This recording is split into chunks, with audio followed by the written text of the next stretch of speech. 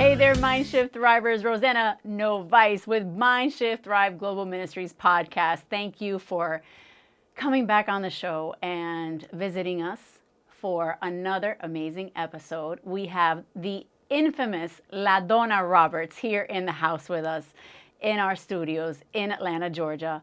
The reason why we brought her back for a part 2 episode is because she's got a lot to talk about, y'all, and she has a lot to say. And I think it's really important for the survivors to really tune in to her experience. And we want you to come and step into her life, where she was, where she is today, and where she's going. She is a believer. Her faith is extremely important in her identity, in her walk, and in her mission. So again, the infamous Ladonna Roberts. Thank you, Rossana. I thank you for allowing me another chance to get on your platform. I don't take it lightly, like I said before. It's so needed because a lot of people don't know how to speak out. They're afraid to, and they haven't gotten comfortable with finding themselves after a tragedy. So I really do thank Mind Thrive for this opportunity. You're welcome, sweetie. You're welcome. I'm so glad you're back here. Yes. So tell us a little bit about Ladonna, where you were born, being raised, kind of from a survivor's perspective, because there's a lot of women right now that are listening that are still in an abusive relationship. And like we spoke of in the earlier episode, you didn't even know you were in that relationship, being in law enforcement, which is incredible, right? Like, whoa, how did that happen? So take us back. Okay. Well, like you said, I am born and raised in Ocala, Florida, where I live with my parents. And I think back, as you asked that question, my mom and dad didn't expose us to the arguing or debate that they may have had. So I didn't see that growing up. Not to say that it didn't happen, but I didn't see it. Right. So I couldn't identify with what it looks like. Going to college, in that environment, you see different things. Again, it's not happening to you. You're still not learning that. Transferred to Albany State for my continuing education. Hey, I'm just here enjoying life. So that's how I transitioned from Florida to Georgia. So there was no, sorry to interrupt you, but there was no abuse in the home? No, not that they showed us. Like I said. Right. From what I experienced as a child. Okay. And again, my parents I was 13 when they divorced.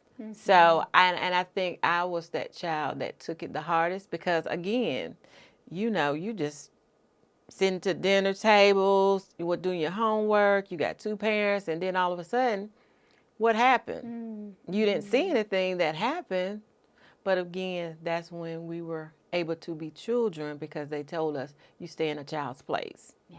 So that growing up environment was different. So after I came to Georgia, was in Albany, got on the police department, and doing all that, buying my house, and people don't tell you what abuse looks like.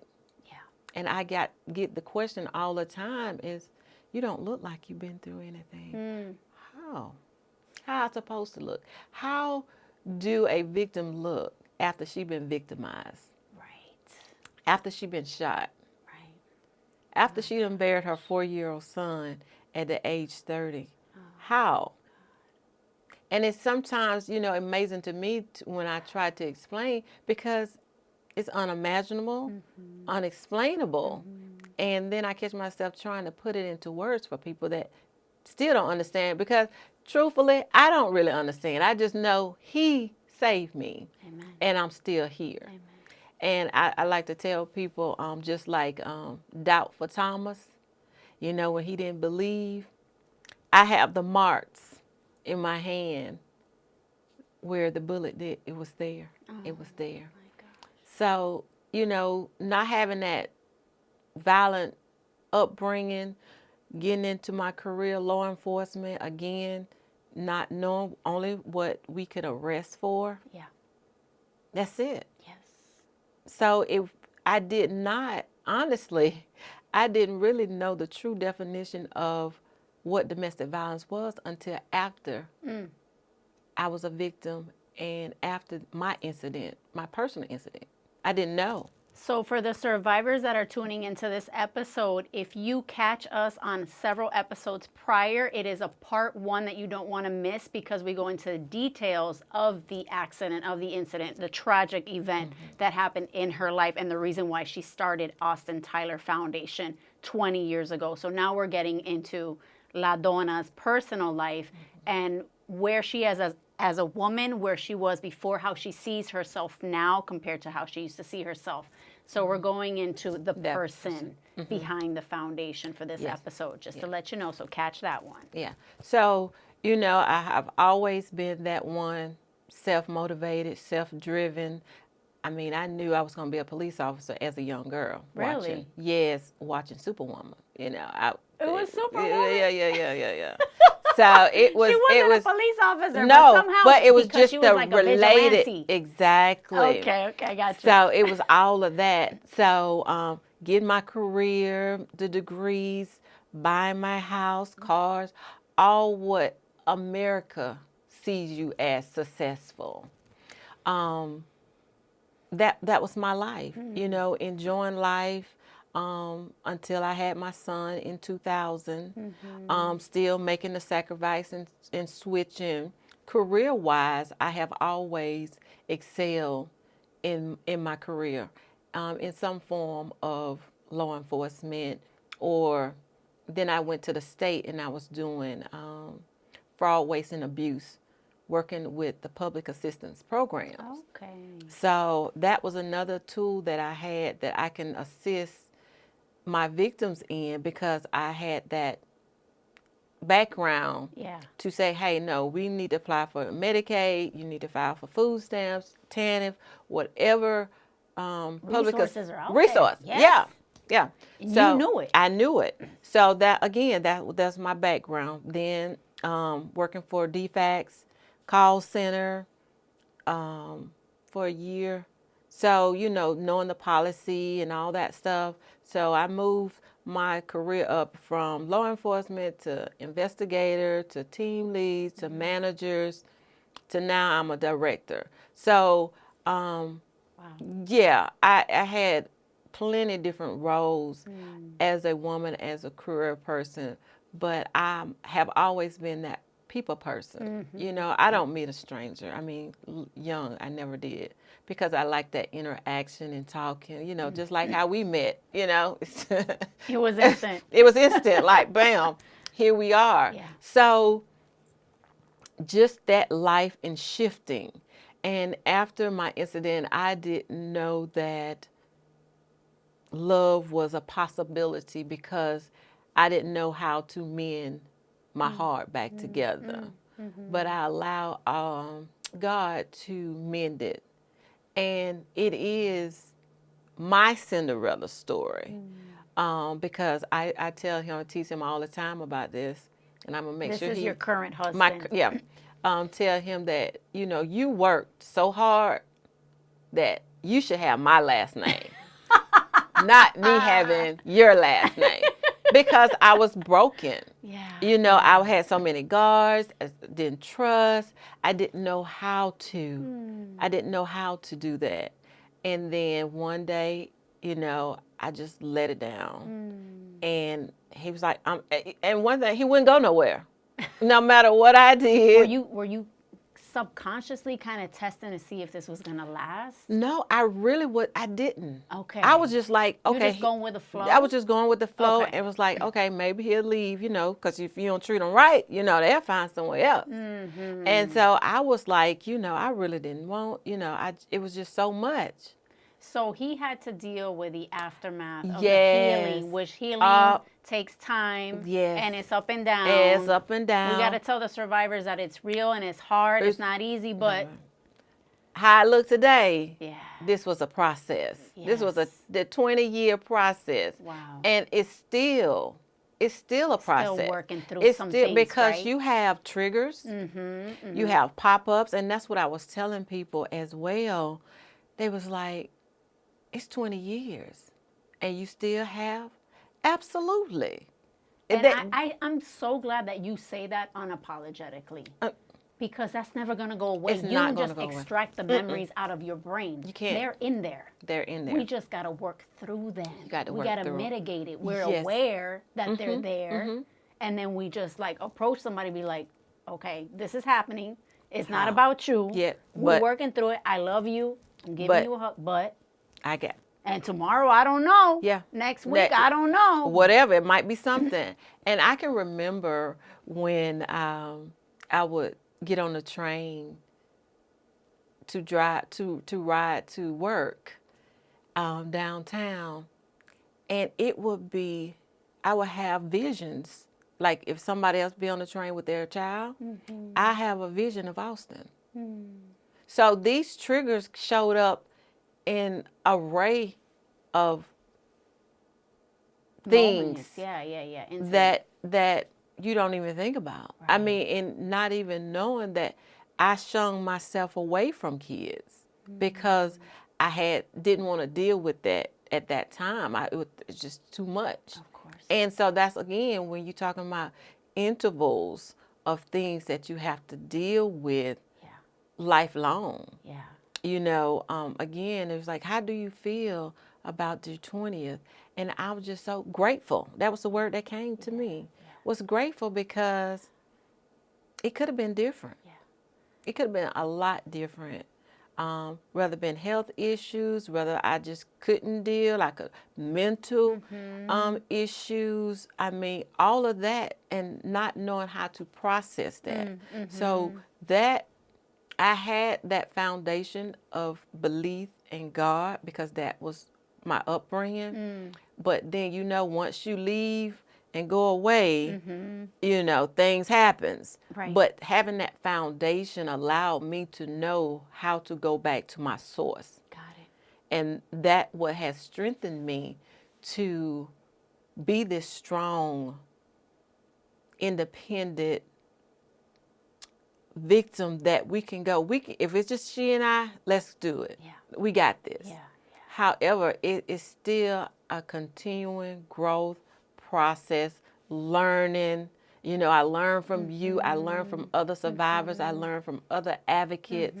I even learn from other victims. Yes. Because my walk and what I experience is different from Correct. me. So that's another thing as well.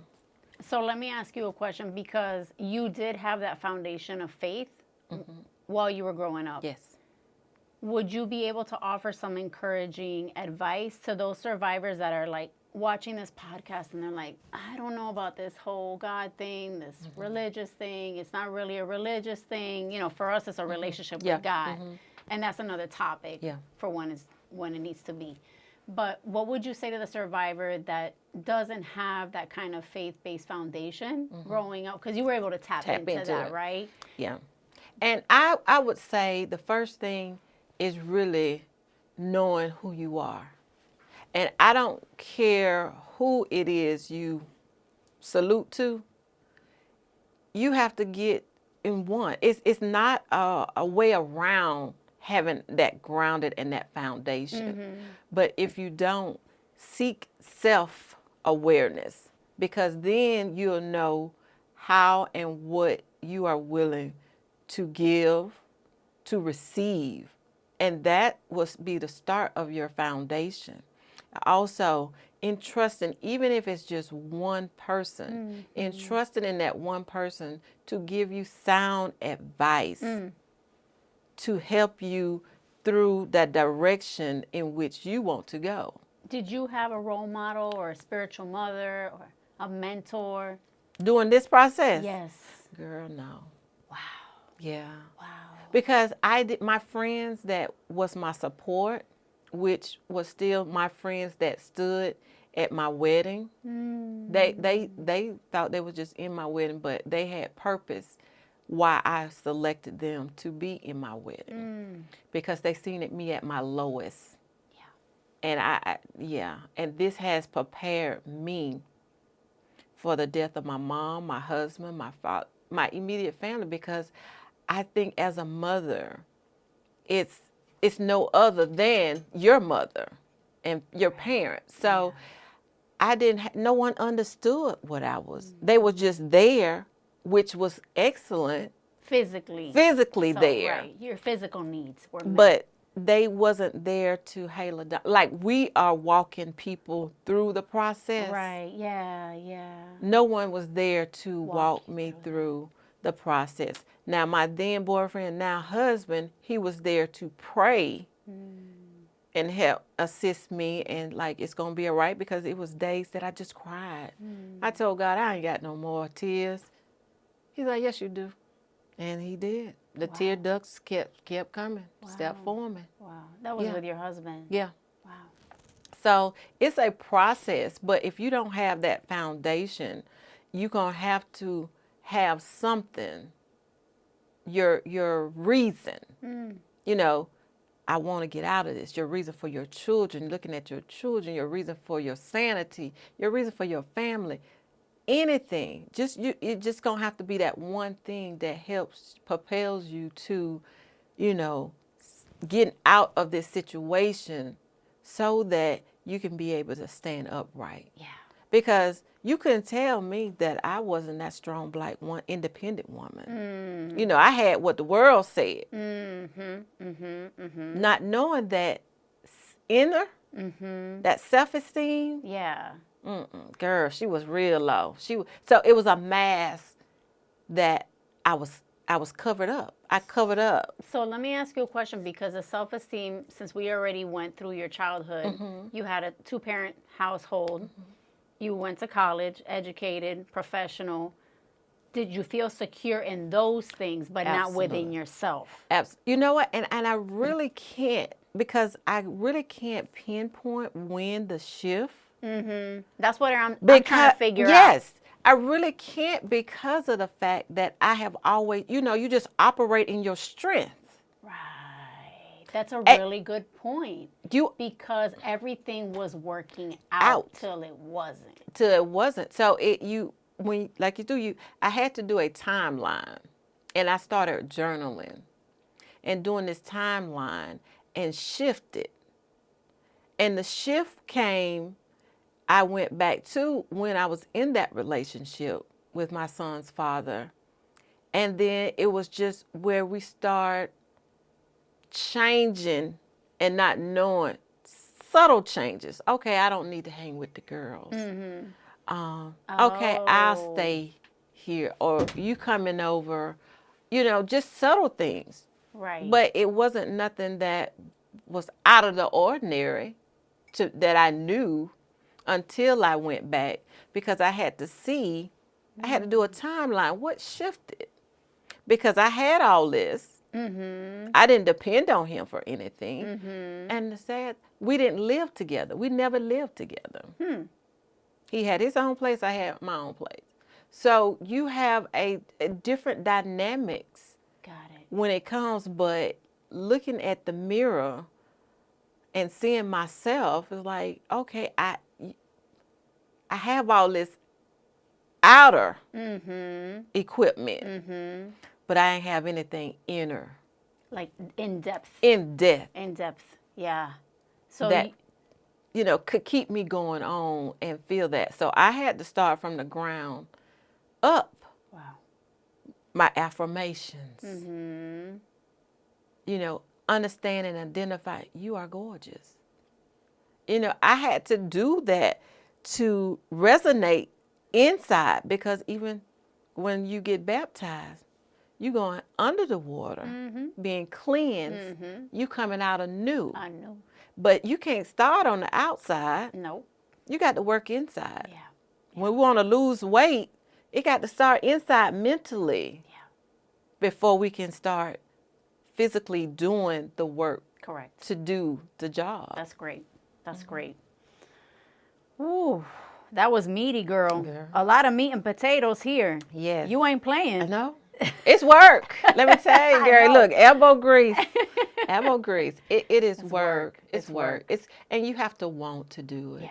You have to have that reason. What reason do you get up every morning? What reason? What motivates you to do the things you do. When you do the things you love, it's not work. It's not work. That's beautiful. That's beautiful how God just turned it around. And this is your life's purpose. Yeah, yeah. Understanding. And I had my own definition of my life purpose was, this law enforcement, this career woman, this, he said, man, don't you know it's so much more that I want to get out to show the other people that's within you. That's beautiful. So, Ladonna, you pretty much felt like there was still some work to do. Yes. Even though everything appeared to be okay, you had your life in order, your career, and you were, and one of the poignant things that I heard you say, which resonated with me, was like, I felt strong. I felt like I was just fine until something happened, and then you start shifting. When did this shift? The shift happened after I started looking at myself. And I think so many people look what someone else brings to you, but we never look at ourselves. And once I started looking at myself, what is it that you want? What changes you need to make? You have a 4-year-old son. What environment in which you want to raise him? So once I started looking internally, that's when I say, okay, changes here. It's time. And then that's when I started applying for different jobs, again, making different arrangements, altering my life to the things that I wanted, not what someone else wanted for me. Right. So this was after you left That, Austin's dad. yes. Okay. Okay. Because you're like, okay, now it's just me and you. Yeah. But I got a big responsibility. I got a to big uphold responsibility. to you. And And became intentional. intentional. Yeah. Yeah. And then Habakkuk said, write it down and make it plain. And that's what I started doing, writing it down. You have to say what you say what you mean, and start activating, because we get so caught up and consumed with, okay, we wanted all these lovely things, good idea, but we don't never apply it. So I had to start applying it. The things that I said I wanted, the things that I wanted to do, the moves I wanted to make, and that's what happened. And I got the application, started filling them out, had interviews, no bites, then this one, and that was it. I'm thinking about the resilience that you bring to the table, because after that and where you are today, I mean, there's hope. There is. And it's possible. You're a living testimony. Absolutely. Do you know how huge that is? And what God has been doing in 20 years since you started the foundation? Yeah. Yeah.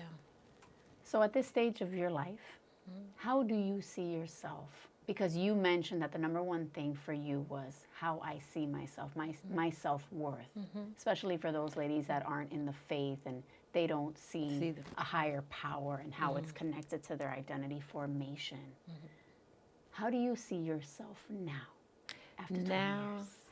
I say I am that Proverbs 31 woman. Woo! I say Yes. He did turn my ashes into beauty. Yes. Understanding in death, nothing makes me. I make it. Yeah. I heard Pastor Long, Bishop Long, before he passed, he did the difference, a sermon on the difference between a thermostat and a thermometer. Okay. Wow. Blew me. Blew me. Blew me. Blew you Because a thermostat, you setting the temperature. You're setting it. You setting it. So whatever room you enter in, you setting the atmosphere. The thermometer is taking your temperature. Which one you want to be? Ooh, that thermostat, girl. I don't even gotta think twice. Now, I do need to know where I'm at. Yes. So that way I know where to set it. Exactly. Right? Because if I'm too high, I got to set it low so I can get even. But right? see, We gotta meet knowing here. it comes with identification. Yeah. Knowing where you at. Yes. In you, because if you know who you are, whose you are, I know, and who's dependent upon you, that's your focus. That's the focus. Yes, that's the focus. Yeah. And no one can come and redirect me, because I already know the what he said. I know the purpose and the plan for your life. So nobody else can come. They could just come and confirm my path, my journey that he already showed me that I'm going to have. Beautiful. Thank you for those words of wisdom. Thank you. Thank you for allowing us to step into your life for 20-something minutes. And are you ready for a little? So we're going to be a little lighthearted right now. Okay. Because we know we've been talking some heavy stuff. But important. Extremely important. So the survivors understand that this is possible. Transformation, life, giving, abundant life that you have. Are you kidding me? He said, eyes haven't seen, ears haven't heard. Woo. To sit here 20 years later and to know my life and where I'm at here, not only physically, not only spiritually, not emotionally, not financially. Couldn't imagine. Yeah. Without him, That's right. he made this all possible. All possible. Girl, you speaking to the choir. You ready for a little DV? So we're going to do a little DV trivia. Okay. Because I know you got 20 years under your belt. But you know, but there's grace. Oh, yes. Because I did not give her the questions. I did not give her an opportunity to do any research. This is all impromptu. Oh, my God. Because we keep it real here on MindShift. Father. All right. Let's go. Let's go. Let's go for these questions. Oh, and we have a little bell. That is so cute. It's like a secretary bell. Uh-oh. When you get it right, you go. Listen, you can bang on it as much as you want. You might want to make a tune out of it. Go for it.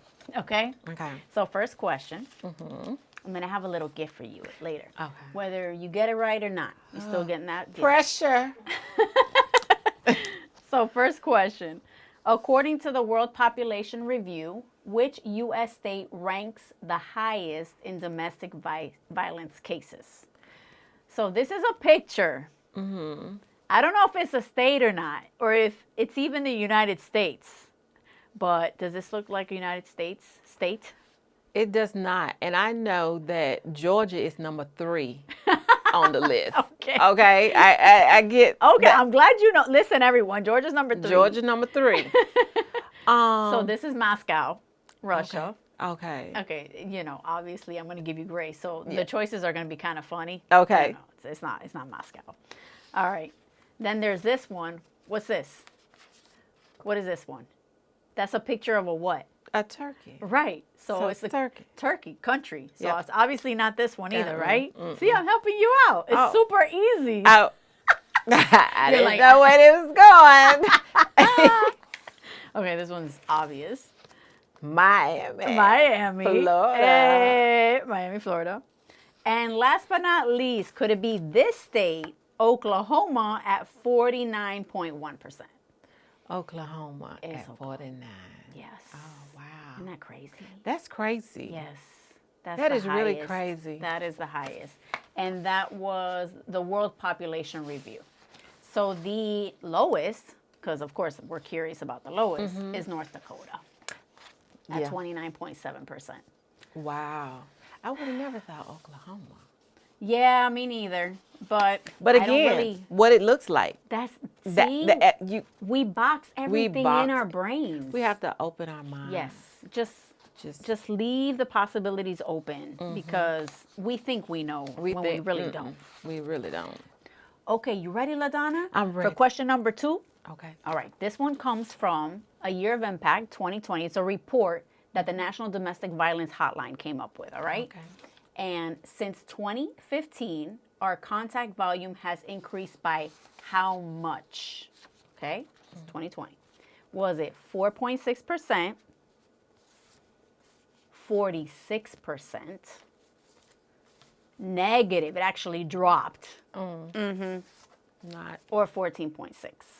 14.6. 46. Ah, ding, ding, ding, ding, you got it! Yay, you got 2 right so far. Woo! Go, girl. But imagine 46%. Wow.